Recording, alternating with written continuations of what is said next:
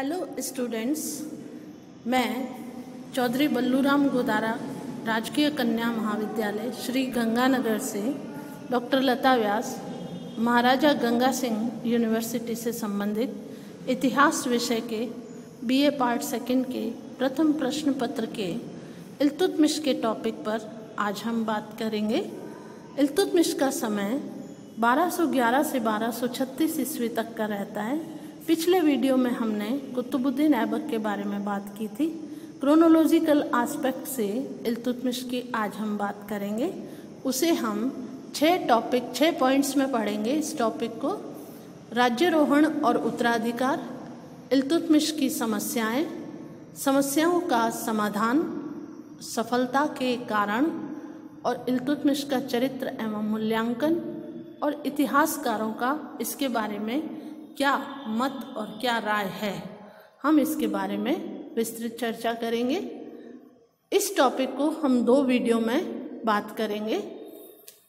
सबसे पहले इस काल में जो अरब देशों में एक दास प्रथा प्रचलित थी, तो जो राज्यारोहण इस समय सल्तनत काल के सुल्तानों का हुआ, उसमें बड़ा ही कंट्रोवर्शियल इश्यू रहता था कि ये डायरेक्ट उत्तराधिकारी नहीं हैं। उत्तराधिकार भारत में नियम बना हुआ था, उसके अकॉर्डिंग नहीं होता था। तो ये मित्र या खरीदे हुए गुलाम होते थे, तो भारत की जनता ऑलरेडी इनको स्वीकार नहीं कर रही थी और ऊपर से फिर इनका राज्यारोहण सक्षम नहीं हो पाता, तो ये काम इस पे एक प्रश्न चिन्ह लगा रहता था। तो इल्तुतमिश के सामने सबसे बड़ी समस्या जो आई, उसका राज्यारोहण और उत्तराधिकार प्रूव करना पड़ा उसे। तो दूसरा हमारे सामने आया कि इल्तुतमिश की समस्याएं क्या आई। तो भारत में जब इल्तुतमिश ने राज्य ग्रहण किया, तो सबसे बड़ी समस्या थी असंगठित राज्य।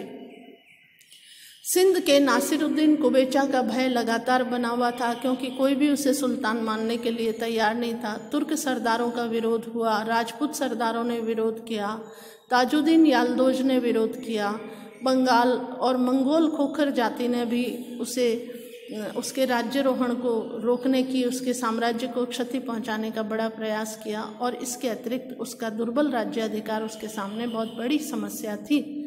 तो ये कुछ समस्याएं उसके सामने थी। हम आगे इसी संदर्भ में देखते हैं कि इल्तुतमिश ने किस तरह इन समस्याओं का समाधान किया और उन पे विजय प्राप्त की और इन समस्याओं से निजात पाई। तो सबसे पहले उसने विरोधी तुर्क सरदारों का दमन किया। कुतुबी और मोर्जी तुर्क सरदारों को उसने अलग अलग स्थानों पर भेज दिया, ताकि वो मिलकर संगठित होकर कोई विरोध उसका नहीं कर सके।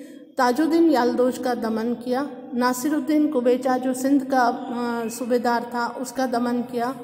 राजपूत राजाओं से युद्ध किया। मंगोलों से साम्राज्य को सुरक्षित किया। दिल्ली को राजधानी बनाया। और सबसे महत्वपूर्ण बात कि खलीफा द्वारा सम्मान पाकर, जो मुसलमानों का सबसे बड़ा धर्म गुरु था, उससे सम्राट की उपाधि, सुल्तान की उपाधि पाकर उसने अपने राज्याधिकार को सुरक्षित बनाया। और इस तरह से इन समस्याओं पर निजात पाई और आगे बढ़ते हुए उसने सल्तनत का साम्राज्य विस्तार किया। उत्तर भारत में हिमालय से लेकर दक्षिण में नर्मदा तक और पश्चिम में सिंध से लेकर उसने पूर्व में बंगाल तक दिल्ली सल्तनत के साम्राज्य को विस्तृत किया और इस तरह से अपनी इन समस्याओं का समाधान प्राप्त किया। हम अगले वीडियो में पढ़ेंगे उसकी सफलता के क्या कारण थे और कहाँ तक वो सफल और असफल हुआ, इल्तुतमिश का चरित्र और मूल्यांकन क्या था और इतिहासकारों का इसके बारे में क्या मत है। ये पॉइंट्स हम आगे डिस्कस करेंगे। आज के लिए इतना ही। धन्यवाद छात्राओं, धन्यवाद।